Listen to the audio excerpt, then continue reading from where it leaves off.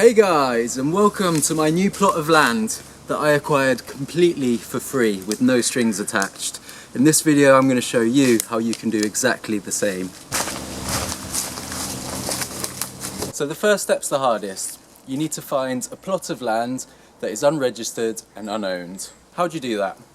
Scout your local area, look for plots of land that look abandoned, maybe they've got a rotten fence, maybe they've got a rusted gate with a lock on it that hasn't been used in years, or just generally looks run down, unowned and unused. So you can ask local farmers, ask the local post office, ask the neighbours, anyone in the vicinity who might have an idea of the history of the land.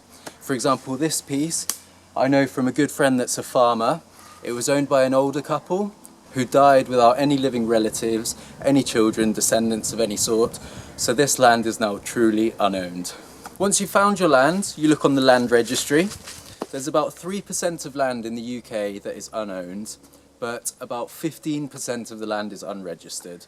So once you've found your plot of land, look it up on the land registry. If it hasn't been registered, you're off to a good start. But that's not the end of it. If it hasn't been registered, it could mean it's unowned, or it could mean it just hasn't changed hands since 1990.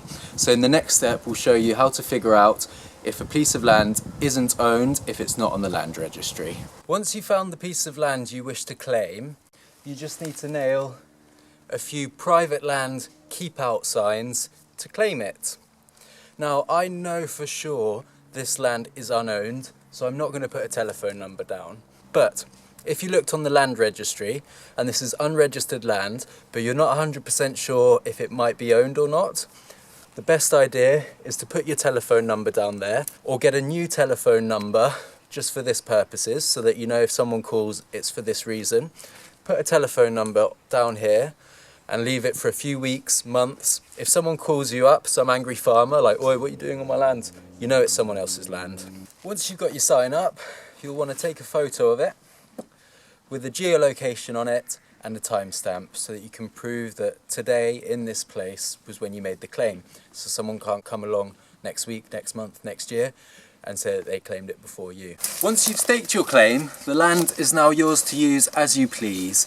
So I can do what I want with this land now. I could build a hut, dig a pond, graze cattle on it, whatever I could. It's as simple as that. So how do you get this land transferred in your name on legal documents? Well, it takes a while. 5 years after you stake your original claim, you can apply for temporary ownership, which is some legal documents that basically starts the process, makes it all a bit official.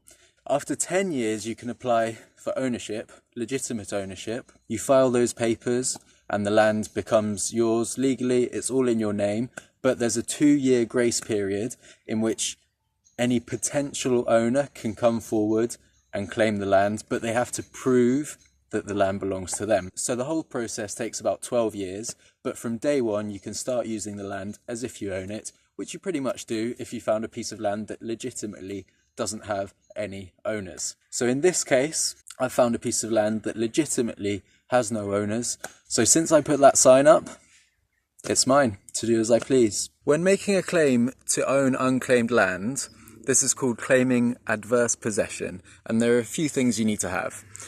First one is factual or exclusive possession of the land. So you need to fence off the area of the land as your own if it's not already fenced. You need to have an intention to possess the land. So you need to use the land for something, whether it's grazing cattle, whether it's building a hut on it, digging a pond. You need to use the land, not just leave it to rot. And you also must possess the land without consent. So if you acquire some land by asking someone else's permission, you're essentially acknowledging that they own the land, which would obviously put into dispute any claim of yours on the land. A few tips to help you secure possession: make sure you keep records of works carried out, make sure you keep all invoices for materials used, take regular images with dates on, geolocation, give receipts if you rent it out and keep a copy of them, keep the land in tip-top condition, show that you're taking care of the land, and make friends with the people around you, the locals. They'll support your claim if you do. And that's how you get land for free with no strings attached in the UK. If you have any questions, drop them in the comments, subscribe to see what I end up doing with this land, and give the video a thumbs up to help me out. If this video reaches 1,000 likes, I'll declare this piece of land an independent nation, far from the dithering leadership that we have in England. Thanks for watching. I'll see you next time. Peace.